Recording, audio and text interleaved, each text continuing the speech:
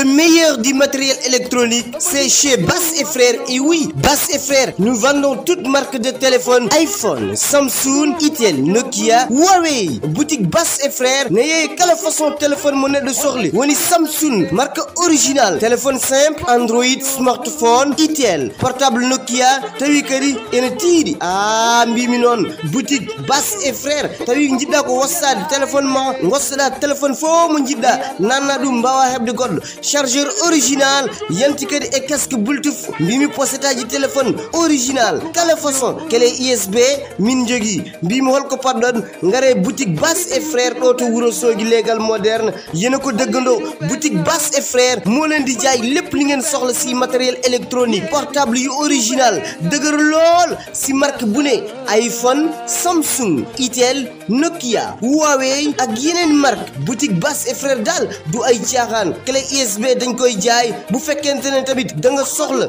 daal di changer sa téléphone, ñu may la opportunité nga daal di échanger sa téléphone. Waaye dañuy jaay tamit ay pochette, dañuy jaayale blindé, dañuy jaay ay écouteur original, jox la bépp bi nga bëgg te sa xol neex. Adresse ñu ngi fële ci Ourossogui quartier moderne 1 route de la Poste, Kër Diallo Gounass mi ngoni tootu Ourossogui lawol poste sa benni beowa galle Diallo Gounass boutique amen nandoon toon woni boutique Bass et Frères. Info line le 78 236 11 23.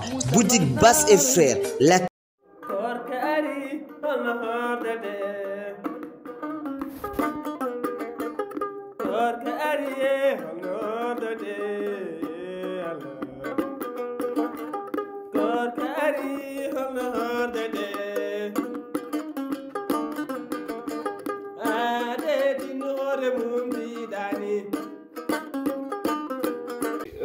sayi kam mi noddimo ɗo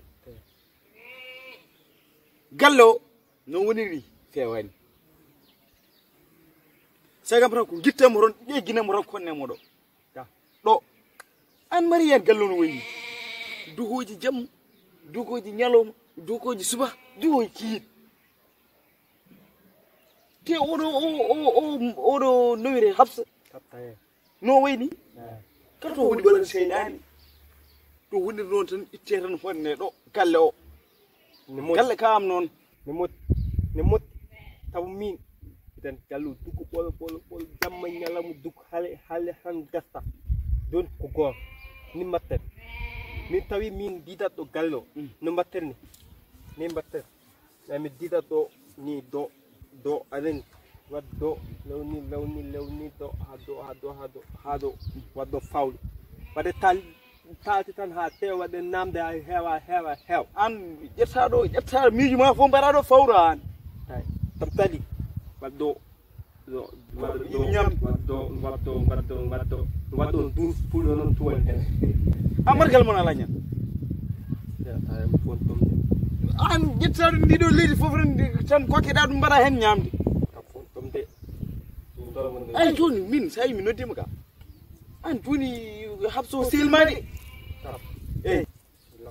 est ce que joni ko kaw yi yo mbatten ñilkodirde dal ñilkodiron ni nga tap tala ana tanda ay tap to hala tay mato tap to wita du tap to wita peno tap to wita dibo tap to wita kulat artudo sere mina tap to wita du tap to wita peno tap to wita kulat tap to wita ka dibo onon nde ko mbirtinomi on fof ko ɗum kalton ɗum haltanma nen fof ɗum haltanma nen fof ɗum haltanma ɗo ɓiñamo ɗimini nde o ɗum haala nen fof ƴaw mami wiya ha hedde makko min jindi ɗo lafu ka gawon min tan de wuyirme min to wonne arsara wa min totan an ɗon maniére ya wonɗon adde jii duusuji Tapi tangan gue water, dan minggu mau sen laptop.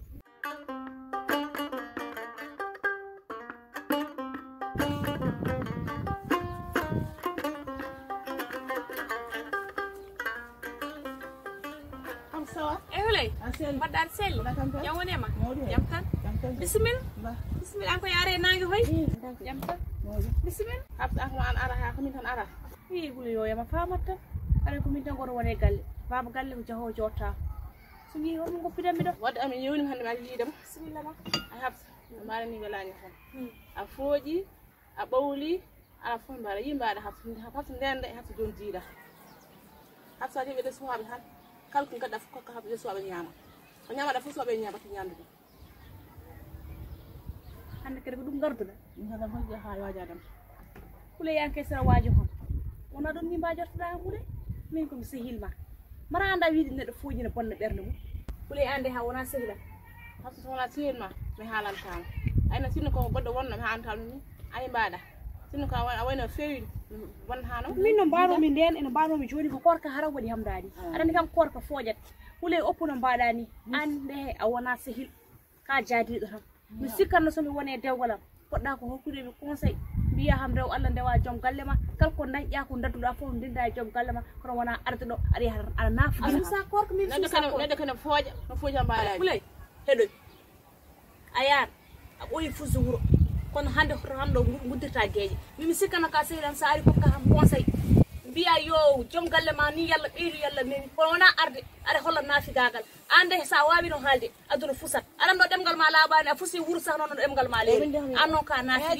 ya jaram lewru korka ponɗa haalde ko rewi Allah ko jokki hen to wona yaade no naafiguino an ka sehilam joni jiɗɗo joni mi yo bonnu dewgal man mi rewa e mo ñaaga yalla ya lewru korka mum ya ɗum nde ko haali koye nande goom baba galle yahat tan min fof ɓe temin kono noon kono huɓere hande ƴewno mbawi lewru yurmede Allah gueɗa fof macce juuɗe Allah so kala ko korɗa ñaguiɗa Allah Allah jaɓatte